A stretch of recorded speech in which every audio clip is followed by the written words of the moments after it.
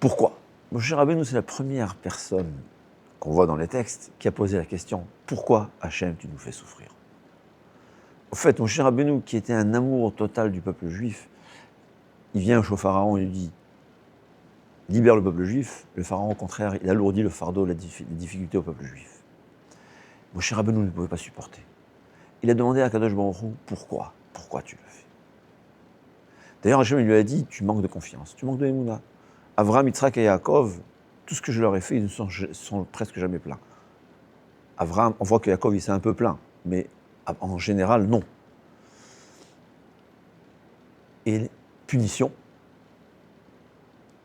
qu'il ne pourra pas rentrer en Eretz Israël. Et les raisons pour lesquelles Hachem a fait ça, le Harizal nous explique, c'est dans le cours d'après. Ce qui est intéressant, le Rach Chaim HaKadosh, là c'est aussi quelque chose d'important à savoir. Il s'écrit que Dieu a puni Moshe Rabbeinu qui ne rentrera pas en Eretz Israël. Or, on sait que la raison pour laquelle il n'est pas rentré en Eretz Israël, c'est la faute du rocher.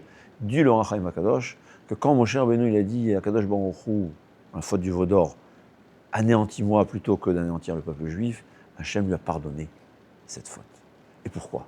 Parce que c'est écrit. Quand quelqu'un il dit une bêtise, suite, le résultat d'une souffrance, Hachem pardonne. Moshe Rabbeinu a montré qu'il avait un amour total du peuple juif, au point où il est prêt à mourir pour le peuple juif.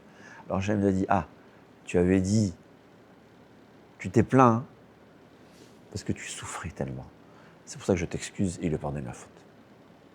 Donc, il faut avoir une émouna, savoir que tout est pour le bien, et savoir que même si parfois on dit des bêtises, quand on est en colère, Akadosh Baruch Hu pardonne. C'est pas dire qu'il faut le faire, mais savoir que la teshuva est très facile.